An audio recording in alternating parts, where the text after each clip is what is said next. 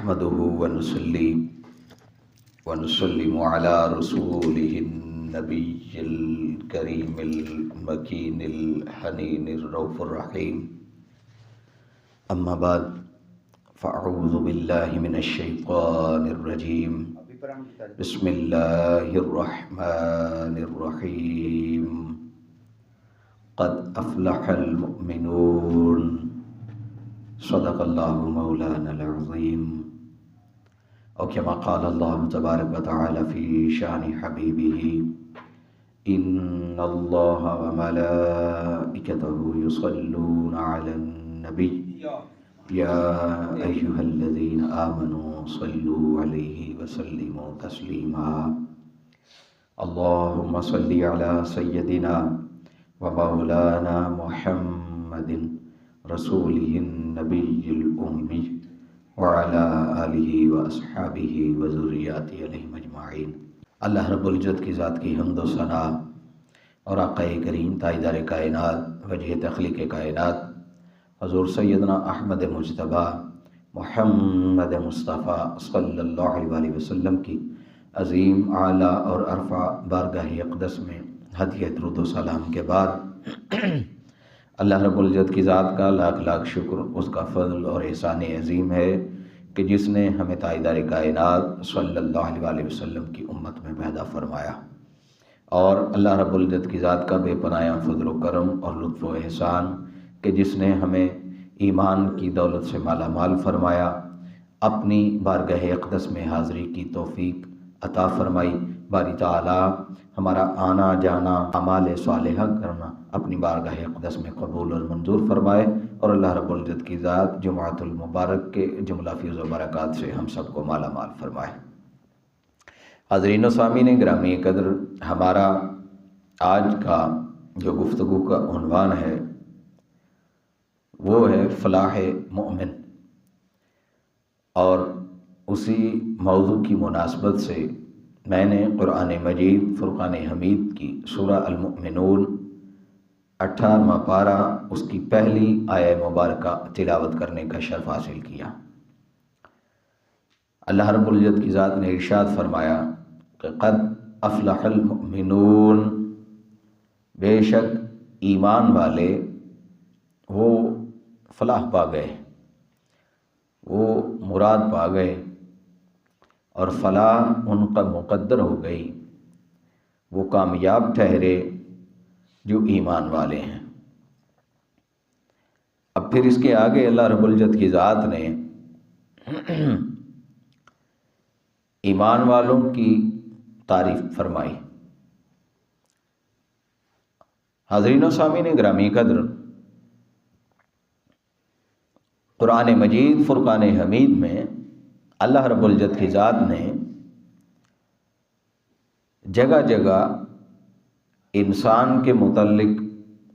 آیات مبارکہ کا نزول فرمایا، اور کہیں کسی جگہ انسان کو صراط مستقیم پر چلنے کی، اور کہیں انسان کے خسارے کی،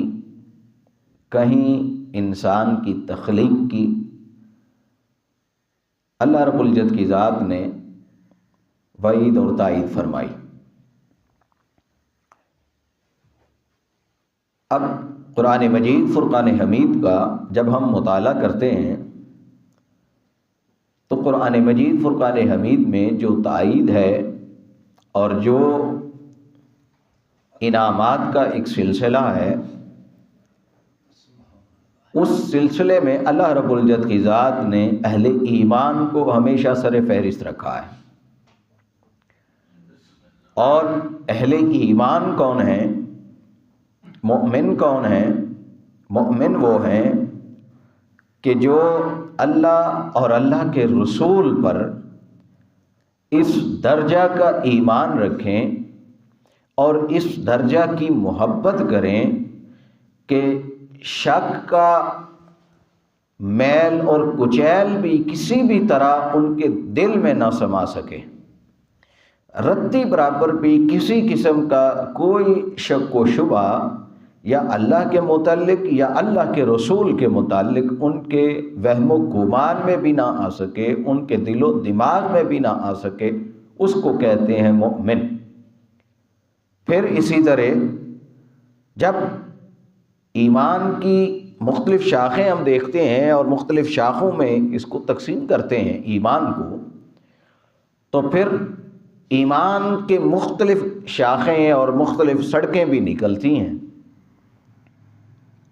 جیسے مثال کے طور پہ ایمان اگر ایک درخت ہے تو اس کی مختلف شاخیں ہیں۔ اب اس کی شاخوں میں سے ایک جو پہلا جو اس کا تنا ہے، جس کے اوپر ایمان کی بنیاد کھڑی ہوتی ہے، وہ ہے توحید، اللہ رب العزت کی ذات پر ایمان، اللہ کو وحدہ لا شریک ماننا، یہ ایمان کا پہلا درجہ ہے۔ اور یہ سب سے پہلی ضرورت ہے کہ اللہ رب العزت کی ذات کی وحدانیت کا اقرار کرنا، اللہ کی توحید کی گواہی دینا۔ پھر اس کے بعد دوسرا جو درجہ ہے، جو دوسری ضرورت ہے، وہ ہے ایمان بالرسالت، کہ اللہ رب العزت کی ذات نے جتنے انبیاء اور رسول کو بھیجا ہے، ہر نبی اور رسول پر ایمان لانا، اس کو اللہ کا نبی اور رسول تسلیم کرنا، دل سے بھی اور زبان سے بھی، یہ ایمان ہے۔ پھر اس کے بعد جو تیسری ایک شاخ ہے ایمان کی،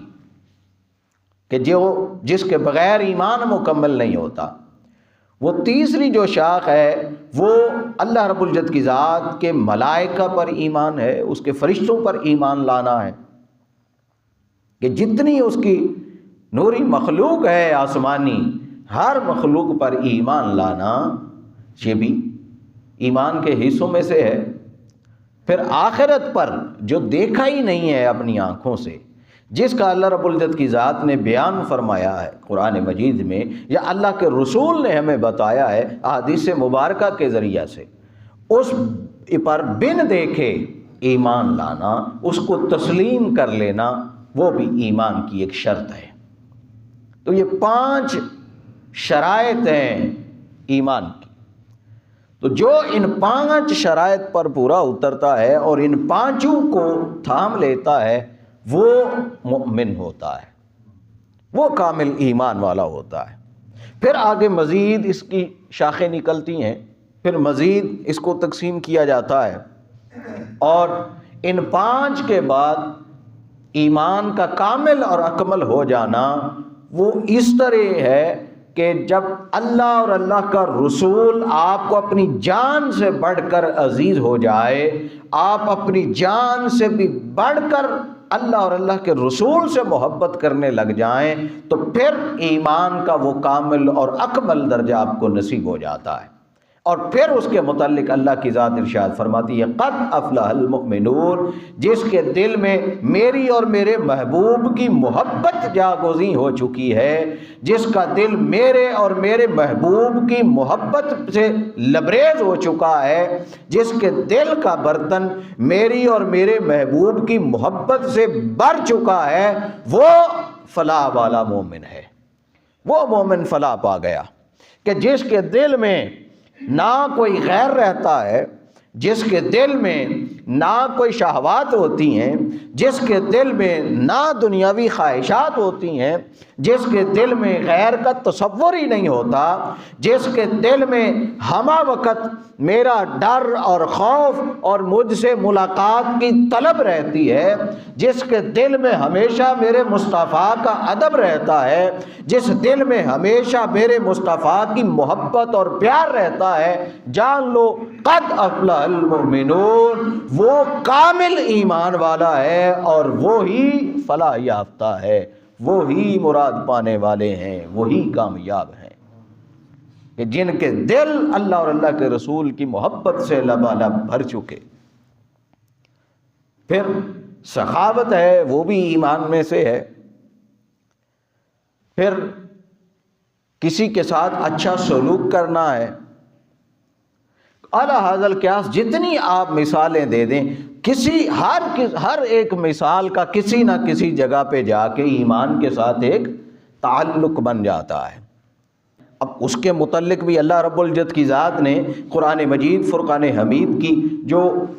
پہلی سورہ مبارکہ ہے سورہ البقرہ، اس میں اللہ رب العزت کی ذات نے اہل ایمان کی ایک تعریف فرمائی اور فرمایا والذین یؤمنون بما انزل الیک، وہ اہل ایمان وہ ہیں کہ وہ اس پر ایمان لاتے ہیں جو ان سے پہلے نازل کیا گیا، جو ان سے پہلے نازل کیا گیا، وما انزل من قبلک، جو ان پر نازل ہوا اور ان سے پہلے نازل کیا گیا، وہ ہر اس پر ایمان لاتے ہیں، یعنی جو آسمانی کتب ہیں ان پر ایمان لے آئے، جو انبیاء و رسل ہیں ان پر ایمان لے آئے، جو صحائف ہیں ان پر ایمان لے آئے، وہ مومن ہیں۔ والذین یؤمنون، وہ مومن ہیں۔ پھر فرمایا وبالآخرۃ ہم یوقنون، اور پھر وہ آخرت پر بھی یقین کامل رکھتے ہیں۔ یہ اللہ رب العزت کی ذات نے قرآن مجید میں اس کا تذکرہ فرمایا۔ پھر فرمایا غیب کا جو معاملہ ہے اس پر بھی ایمان لاتے ہیں، نماز بھی پڑھتے ہیں اور اللہ رب العزت کی ذات کے راستے میں خرچ بھی کرتے ہیں۔ تو فرمایا یہ جتنے لوگوں کا میں نے بیان فرمایا ہے نا، جتنے لوگوں کا بتایا ہے کہ یہ ایمان والے ہیں، ان کا معاملہ یہ ہے اولئک علی ھدی من ربہم واولئک ھم المفلحون، یہ وہ لوگ ہیں جو اپنے رب کی طرف سے ہدایت پر ہیں، یہ وہ لوگ ہیں جو اپنے رب کی طرف سے ہدایت پر ہیں، اور یہی وہ لوگ ہیں جو حقیقی طور پر کامیاب ہونے والے ہیں، کہ جو اللہ پر ایمان لاتے ہیں، اللہ کے رسولوں پر ایمان لاتے ہیں، اللہ کی نازل کردہ کتب پر ایمان لاتے ہیں، اس کے ملائک پر ایمان لاتے ہیں، اس کی توحید کو مانتے ہیں، اور پھر جو ان کی آنکھ نہیں دیکھ سکی، وہ آخرت اور محشر کا دن، وہ قیامت کا سما، وہ جنت اور جہنم کے معاملات، وہ میزان عدل، جو ان کی آنکھ نہیں دیکھ سکی وہ بغیر دیکھے اس کو بھی مان لیتے ہیں، یہی کامل ایمان والے ہیں اور یہی فلاح پانے والے ہیں۔ یہ اللہ رب العزت کی ذات نے ایمان والوں کی نشانی بیان فرمائی۔ تو حاضرین و سامعین گرامی قدر، اسی طرح اللہ رب العزت کی ذات نے ان کا بھی تذکرہ فرمایا کہ جو اللہ کی راہ میں خرچ کرتے ہیں،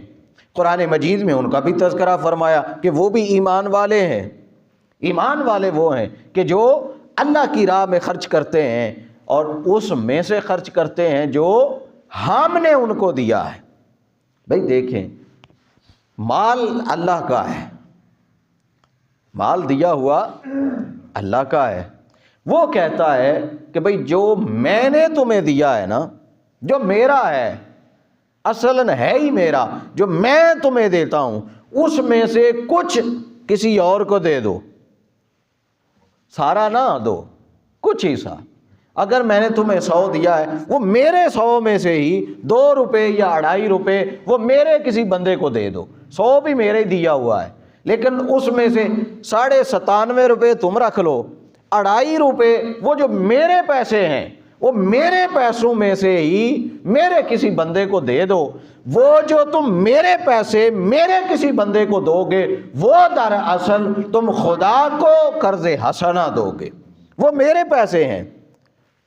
اللہ کی ذات فرماتی ہے وہ میرے پیسے، وہ میرا مال جو میں نے تمہیں دیا ہے، عطا فرمایا ہے، وہ مال جب تم کسی اور کو دیتے ہو اپنی جیب سے، تمہیں تو میں نے تقسیم کرنے والا بنایا ہے نا، تو جب میرا مال تم تقسیم کرتے ہو تو میں اس کو اپنے اوپر قرض لے لیتا ہوں، اور وہ جو قرض لینا ہے قیامت والے دن تم دیکھو گے کہ اس قرض کا میں جزا کتنا دیتا ہوں، اس قرض کی جزا کتنی ہے، اس قرض کا ثواب کتنا ہے۔ تو کون ہے جو قرض حسنہ اللہ کی ذات کو دے؟ قرآن مجید میں اللہ کی ذات نے اس کو قرض حسنہ کہا ہے۔ بھئی کوئی بھی انسان ایسا نہیں ہے، کوئی انسان ایسا نہیں کر سکتا، کوئی بادشاہ اور وزیر نہیں ایسا کر سکتا، کوئی کائنات کا سلطان اور سردار ایسا نہیں کر سکتا کہ وہ پیسہ خود دے اور کہے کہ میرے پیسوں میں سے جا کے فلاں جگہ تقسیم کر دو، اور جو تم کسی کو میرے پیسے بانٹو گے وہ پھر مجھ پہ ہی قرضہ ہوگا اور میں تمہیں اس قرض کا بدلہ دوں گا۔ ایسا نہیں ہوتا، لیکن قربان جائیں اللہ رب العزت کی ذات کی اہل ایمان سے محبت پر کہ اللہ کی ذات فرماتی ہے پیسے بھی میرے، عطا بھی میری، دینے والا بھی میں، تجھے بھی میں دے رہا ہوں، چاہتا تو اسے بھی دے دیتا، لیکن تیرے ہاتھ سے دلا رہا ہوں اس لیے کہ مجھے تجھ سے محبت ہے، اور میں یہ چاہتا ہوں کہ تم میرا دیا ہوا مال اپنے ہاتھوں سے خود تقسیم کر، اور قیامت والے دن اس کے بدلے مجھ سے 1000 گنا لیتا رہے، اور پھر تو اہل ایمان اور اہل فلاح میں شمار ہو جا۔ یہ اللہ رب العزت کی ذات کی اہل ایمان سے محبت ہے کہ اپنا مال خود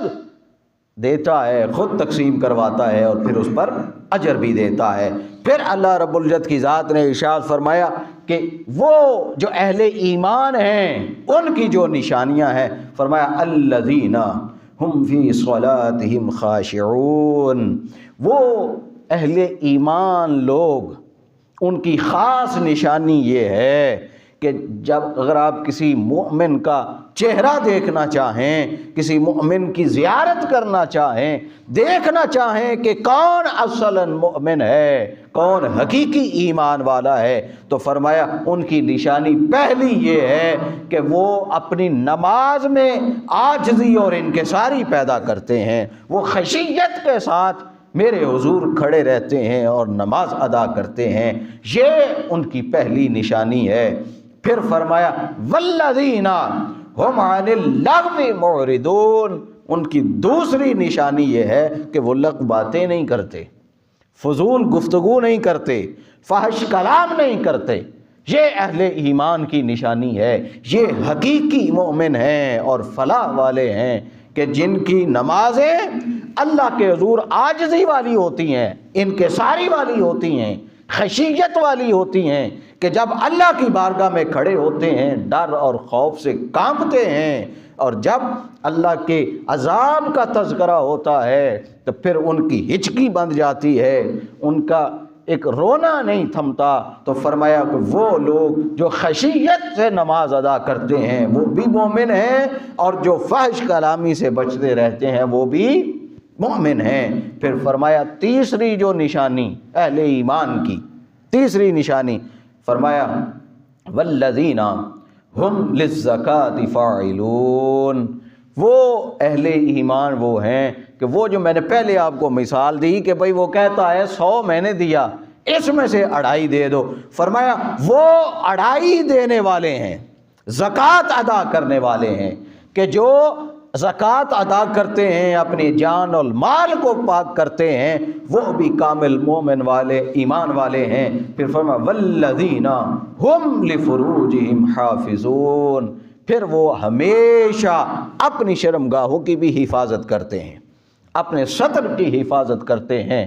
کوئی مرد مرد کے سامنے، کوئی عورت عورت کے سامنے اپنے سطر کو ظاہر نہیں کرتے، وہ بھی کامل ایمان والے ہیں۔ پھر فرمایا والذین ہم لامانتہم وعہدہم راعون، پھر ان کی ایک اور نشانی ہے اہل ایمان کی اور کامل و اکمل ایمان والوں کی ایک اور نشانی، وہ یہ کہ وہ امانت جب ان کے سپرد کی جائے تو اس کی حفاظت کرتے ہیں، جب کسی سے وعدہ کر لیں تو پھر اس وعدے کی پاسداری کرتے ہیں۔ اہل ایمان کبھی بھی نہ خائن ہوتا ہے اور نہ وعدہ توڑنے والا ہوتا ہے، مومن کبھی خیانت نہیں کرتا اور نہ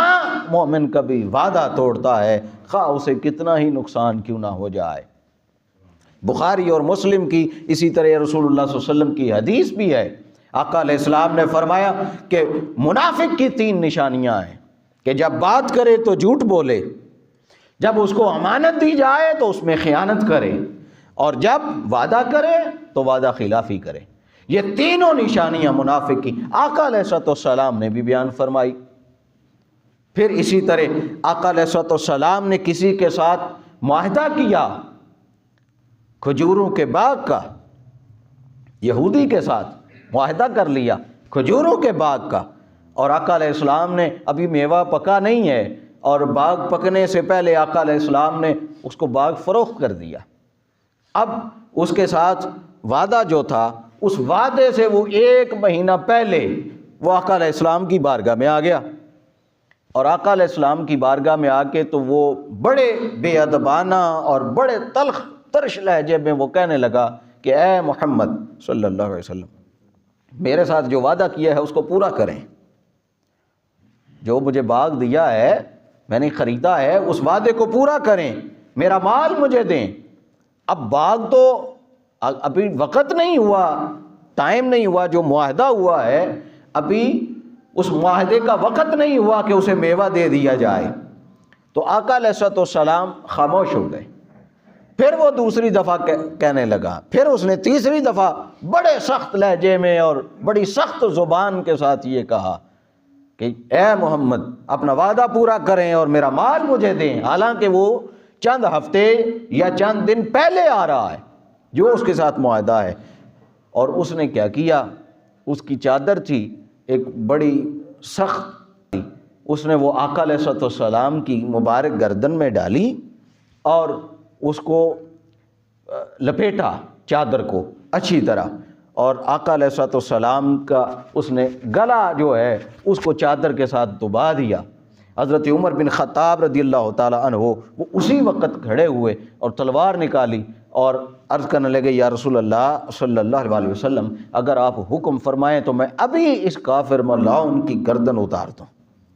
اس نے اتنی بے ادبی کی ہے۔ اور یا رسول اللہ، آپ کے گلے میں چادر ڈال دی اور اس کو دبا دیا۔ آقا علیہ السلام نے فرمایا کہ اے عمر، تو اس کو ڈانٹنے کی بجائے مجھے کیوں نہیں کہتا کہ اے محمد، آپ نے وعدہ کیا ہے اس وعدے کو پورا کریں۔ یہ آقا علیہ السلام کا اخلاق بھی ہے اور آقا علیہ السلام کے وعدہ کی پاسداری کا بھی ہے کہ آقا علیہ السلام نے حضرت عمر سے فرمایا کہ اے عمر، تو اس کو تو ڈانٹتا ہے لیکن مجھے کیوں نہیں کہتا کہ اپنے وعدے کو پورا کریں۔ پھر آقا علیہ السلام نے اپنے صحابہ سے فرمایا پیچھے ہٹ جاؤ۔ صحابہ پیچھے ہٹے۔ آقا علیہ السلام نے اس سے فرمایا اے یہودی، ذرا ٹھہر جا، صبر کر، تو آ گیا ہے، اب بے شک تو پہلے آ گیا لیکن میں تیرا وعدہ پورا کر دیتا ہوں۔ آقا علیہ السلام نے مال منگوایا اور جو جتنا اس کا تھا وہ عطا فرما دیا، اس کو دے دیا۔ پھر جب وہ لے کے اپنی سواری کے اوپر بیٹھنے لگا، آقا علیہ السلام نے مزید اضافی سامان اس کو دیا اور زیادہ دیا۔ وہ سارا سامان دے کے تو پھر آقا علیہ السلام نے اس کو جب بٹھایا اور سواری پر وہ جانے لگا تو آقا علیہ السلام نے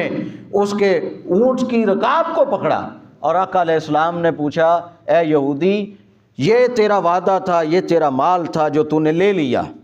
تیرا وعدہ پورا ہو گیا، اب ہمارا تجارت کا معاہدہ ختم ہو گیا، اب مجھے بتا جو سلوک میرے ساتھ کیا ہے اس کا کیا بدلہ ہے، کیا تیرے ساتھ وہ سلوک کیا جائے؟ اس نے کہا، یہودی نے، اس نے کہا آپ کریموں کی اولاد ہیں، آپ کریم ہیں، آپ کو اللہ کی ذات نے رحمت بنا کر بھیجا ہے، یہ آپ کی شان کے لائق نہیں ہے کہ آپ ظلم کا بدلہ بھی لیں۔ میں نے تو آپ کی وعدے کی پاسداری دیکھنے کے لیے یہ کام کیا ہے اور میں گواہی دیتا ہوں کہ آپ اللہ کے سچے رسول ہیں، میں کلمہ پڑھ کے آپ کی امت میں شامل ہوتا ہوں۔ تو آقا علیہ السلام کی وعدے کی پاسداری اور آقا علیہ السلام کی محبت اور شفقت دیکھتے ہوئے آقا علیہ السلام پر وہ ایمان لے آیا، اور پھر آقا علیہ السلام نے مال و دولت سے اس کو بھیجا۔ جب وہ اپنے قبیلے میں گیا تو وہ جا کے اپنے قبیلے کے لوگوں سے کہنے لگا، لوگوں اس شخص کی کبھی مخالفت نہ کرنا، اس شخص کی کبھی مخالفت نہ کرو، یہ شخص خدا کی عزت کی قسم اتنا نواز دیتے ہیں کہ کبھی دوسرے در پر جانے کی حاجت ہی نہیں رہتی، اتنا بڑھ بڑھ کے یہ نواز دیتے ہیں کہ کسی دوسرے در پر جانے کی حاجت ہی نہیں رہتی۔ یہ کامل و اکمل ایمان کے لیے اتنی سخاوت اور اتنا اخلاق اور وعدے کی پاسداری ضروری ہے۔ اللہ رب العزت کی ذات نے اسی کا تذکرہ فرمایا ہے کہ یہ اہل ایمان کی شان کے لائق ہی نہیں ہے کہ وہ وعدہ خلافی کریں یا امانت میں خیانت کریں۔ امانت کا جو معاملہ ہے کہ اس وقت جب آقا علیہ السلام 13 سال مکہ میں رہے، ان 13 سال کے عرصے میں ہر غیر مسلم آقا علیہ السلام کی جان کا دشمن تھا، ہر شخص آقا علیہ السلام کی جان کا دشمن بنا رہا، سوائے 80 100 150 لوگوں کے جو ایمان لائے، اس کے علاوہ باقی سارے اہل مکہ جو تھے وہ تو دشمن ہی بنے تھے۔ لیکن اس دشمنی کے باوجود اہل مکہ کفار کی امانتیں آقا علیہ السلام کے پاس تھیں، اور وہ دشمنی اپنی جگہ، مخالفت اپنی جگہ، لیکن اپنی امانت کو رکھنے کے لیے بھی اس زمانے میں بھی کہ جب ان کی دشمنی چل رہی ہے آقا علیہ السلام سے، سب سے زیادہ جس کو امانت دار سمجھتے تھے وہ سمجھتے کہ محمد مصطفیٰ کا وجود ہے صلی اللہ علیہ وسلم۔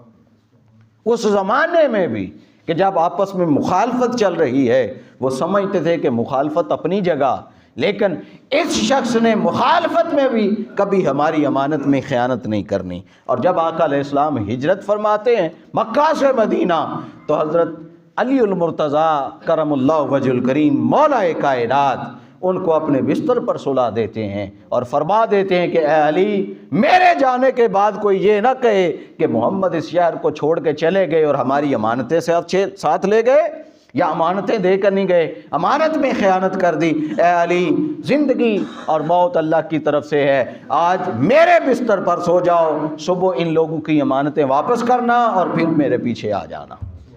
تو آقا علیہ السلام اس رات بھی، جس رات ہجرت فرمائی، اس رات بھی لوگوں کی امانتوں کو ایسے نہیں چھوڑا۔ آقا علیہ السلام امانتیں ان کے سپرد کر کے پھر مکہ سے نکلے۔ یہ آقا علیہ السلام کی امانت داری تھی، اور یہ آقا علیہ السلام کے وعدوں کی پاسداری ہے۔ پھر اللہ رب العزت کی ذات نے ارشاد فرمایا کہ بھئی یہ جو نشانیاں اہل ایمان کی بیان فرمائی ہیں، اب ایک اور جو معاملہ ہے کہ اب اللہ رب العزت کی ذات نے فرمایا کہ یہ کچھ لوگ ہوتے ہیں جو مسجد میں آتے ہیں، آ کے نماز ادا کی، نماز پڑھی، مسجد کا دروازہ قدم باہر نکالا، مسجد کہاں، خود کہاں، تربیت کہاں، اخلاق کہاں، نماز کا کوئی رنگ اور ڈنگ نظر نہیں آتا، پتہ نہیں چلتا کہ یہ بندہ کو نماز بھی پڑھنے والا ہے۔ کیوں؟ کہ اس کی زبان درست نہیں، اس کا اخلاق درست نہیں۔ تو اللہ کی ذات نے فرمایا کہ جو شخص اپنی نماز کی حفاظت نہیں کرتا وہ بھی اہل ایمان نہیں ہے۔ فرمایا والذین هم علی صلواتہم یحافظون، اہل ایمان وہ ہیں کہ جب نماز ادا کرتے ہیں تو نماز کے بعد پھر اس کی حفاظت بھی کرتے ہیں، اپنی نمازوں کو بغیر حفاظت کے نہیں چھوڑتے۔ بھئی جس طرح ایک خزانہ ہے، کوئی شخص بھی اپنے خزانے کو بغیر حفاظت کے نہیں چھوڑتا، یہ نماز، روزہ، حج، زکوٰۃ، اعمال صالحہ یہ بھی مومن کا خزانہ ہے، یہ بھی مومن کا خزانہ ہے۔ ان کے لیے بھی سیکیورٹی گارڈ کی ضرورت ہے، اس کے لیے بھی پہرے کی ضرورت ہے، اور وہ پہرا کیا ہے؟ وہ خوف الہی کا پہرا ہے، وہ شیطان مردود کے شر سے بچنے کے لیے پہرا ہے کہ جب آپ کوئی لفظ بات کرنے لگیں ہمیشہ یہ سوچیں کہ اللہ کی ذات مجھے دیکھ رہی ہے، کوئی شخص نہ دیکھ رہا ہو، اللہ مجھے دیکھ رہا ہے، اللہ کی ذات میرے حال سے واقف ہے، میرے کال سے واقف ہے، وہ دلوں کی نیتوں کو جاننے والا ہے۔ جب ہر لمحہ اللہ رب العزت کی ذات کی طرف آپ کا دھیان رہے گا تو پھر شیطان مردود کبھی بھی نقب زنی نہیں کر سکے گا اور کبھی آپ کے خزانے کو نقصان نہیں پہنچائے گا۔ تو فرمایا والذین هم علی صلواتہم یحافظون، وہ اہل ایمان وہ ہیں کہ وہ اپنی نمازوں کی حفاظت کرتے ہیں۔ پھر یہ سارا تذکرہ فرما کے تو اللہ رب العزت کی ذات نے فرمایا اب یہ جو اہل ایمان ہیں، اب تمہیں بتاؤں کہ جب یہ ساری محنت، مشقت، ریاضت اور مجاہدے کریں گے، نمازوں کی حفاظت کریں گے، حج، زکوٰۃ اور روزے اس کا معاملہ کریں گے، میرے اوپر ایمان لائیں گے، میرے رسولوں پر، میری کتابوں پر، ملائک پر، آخرت پر جب ایمان لے آئیں گے، وعدوں کی پاسداری کریں گے، امانت میں خیانت نہیں کریں گے، تو پھر میرے پاس جو ان کے لیے درجہ ہے، جو میرے پاس انعام ہے وہ کیا ہے؟ اولئک هم الوارثون، یہ وہ لوگ ہیں ان کو میں جنت کی وراثت عطا کر دوں گا، جنت کی وراثت عطا کر دوں گا۔ بھئی ایک ہوتی ہے ملکیت، ملکیت الگ چیز ہے، وراثت الگ چیز ہے۔ ملکیت وہ ہے کہ جو آپ کے استعمال میں ہے، جو آپ کے ساتھ ہے۔ وراثت وہ ہے کہ جو نسل در نسل چلتی ہے۔ تو اللہ رب العزت کی ذات نے فرمایا کہ میں ملکیت نہیں، وراثت عطا کر دوں گا کہ وہ نسل در نسل جنتوں میں رہیں گے اور ان کی نسلیں بھی اسی جنت میں رہیں گی، اور میں ان کو اتنا اعلیٰ درجہ دوں گا کہ سب سے اعلیٰ باغات الذین یرثون الفردوس، میں ان کو چھوٹی موٹی وراثت یا چھوٹے موٹے درجات نہیں دوں گا، بلکہ جنت کی جو سب سے اعلیٰ زمین ہے، جنت کا جو سب سے اعلیٰ درجہ ہے، جنت کا جو سب سے عرفہ مقام ہے فردوس، میں ان کو فردوس میں وراثت بھی عطا کروں گا، ملکیت بھی عطا کر دوں گا۔ جنت کے بھی درجات ہیں، جنت کے بھی درجات ہیں۔ فرمایا کہ میں سب سے ادنا درجے کی نہیں، بلکہ انبیاء و رسول کے بعد سب سے اعلیٰ درجہ جو فردوس ہے، اس فردوس میں ان کے محل بھی بناؤں گا، باغات بھی دوں گا اور وراثت بھی دوں گا۔ یہاں ہم دنیا میں تھوڑے تھوڑے مال کے لیے لڑتے پھرتے ہیں، گلے کاٹتے پھرتے ہیں، اور ہمیں یہ بھی پتہ ہے کہ ہم نے یہاں ساری عمر بیٹھے نہیں رہنا، چلے جانا ہے، لیکن اس کے باوجود چند ٹکڑوں پر ہم ایک دوسرے کو مارنے پر تل جاتے ہیں، جبکہ اللہ کی ذات نے فرمایا اگر تم دنیا میں ان چیزوں کا لالچ ہی نہ رکھو، اگر دنیا میں اس نفسا نفسی کا عالم ہی نہ کرو، تو پھر میں جنت کی سب سے اعلیٰ جو زمین ہے، جو سب سے اعلیٰ درجہ ہے، وہ تمہیں عطا کروں گا۔ اور کائنات کا معاملہ یہ ہے کہ یہ جلد ختم ہو جائے گا، آپ کی روح نکلی، آپ کا سارا کچھ ختم ہو گیا، جبکہ فرمایا کہ جو میں تمہیں انعام دوں گا وہ یہ کہ ہم فیہا خالدون، جو کچھ میں تمہیں عطا کر دوں گا کوئی کبھی بھی تم سے چھین ہی نہیں سکے گا، تم ہمیشہ انہی درجات میں رہو گے اور انہی جنت اور باغات میں رہو گے، نہ زندگی ختم ہوگی نہ انعامات ختم ہوں گے۔ اب پھر آگے اللہ رب العزت کی ذات نے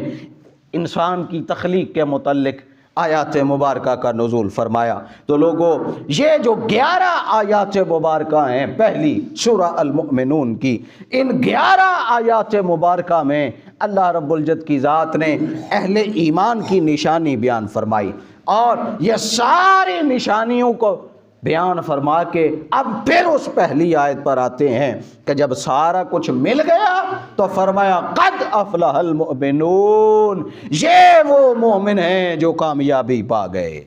یہ وہ مومن ہیں جو فلاح پا گئے، جو مراد پا گئے اور ہمیشہ کے لیے کامیاب ہو گئے، کہ انہوں نے نفسا نفسی نہیں کی، انہوں نے کسی کا حق نہیں مارا، انہوں نے اپنی زبان کی حفاظت کی، اپنی شرمگاہ کی حفاظت کی، نفسانی خواہشات کی پیروی نہیں کی، دنیاوی خواہشات میں نہیں لوٹے گئے، یہ کبھی بھی اللہ اور اس کے رسول کی نافرمانی میں حد سے نہیں گزرے، کبھی اس کی نافرمانی کی طرف نہیں گئے، نمازیں بھی ادا کی، امانتیں بھی لوگوں کے سپرد کی، امانتوں کا خیال بھی رکھا، وعدے پورے کیے، ہمیشہ صادق اور امین رہے ہیں۔ اب یہ سارے سلسلے جب انہوں نے میرے لیے کیے تو پھر میں ان کو جنت الفردوس بھی عطا کرتا ہوں، اور ان کے لیے میرا اعلان ہے کہ افلح المؤمنون، یہ وہ ایمان والے ہیں جو فلاح پا گئے۔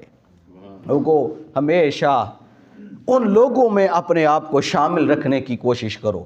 ہمیشہ کوشش کرو کہ آپ ان لوگوں میں شامل ہو جائیں جو فلاح والے ہیں، جو اہل ایمان ہیں۔ ہمیشہ کوشش کریں کہ ان لوگوں کے راستے پر چلیں، صراط الذین انعمت علیہم، ان لوگوں کا راستہ چن لیں جن پر انعامات ہوئے، اور انعامات کن لوگوں پر؟ وہ یہی لوگ ہیں کہ جو کامل و اکمل ایمان والے ہیں۔ ہمیشہ اپنے سمتوں کو اللہ اور اللہ کے رسول کی سمت کی طرف لے جائیں، اور ہمیشہ اپنے اور بیگانے ہر کسی کے حق کا خیال رکھیں، کسی کو آپ کے ہاتھ اور زبان سے تکلیف نہ پہنچے، آپ کا جسم اور آپ کا وجود انسانیت کے لیے نفع بخش بن جائے، تو پھر اللہ رب العزت کی ذات آپ کو بھی کامل و اکمل ایمان سے نواز دے گی، اور اللہ رب العزت کی ذات جنت الفردوس پھر آپ کا بھی مقدر فرما دے گی۔ اللہ رب العزت کی ذات ہم سب کو عمل صالح کرنے کی توفیق عطا فرمائے۔ وما علینا الا البلاغ۔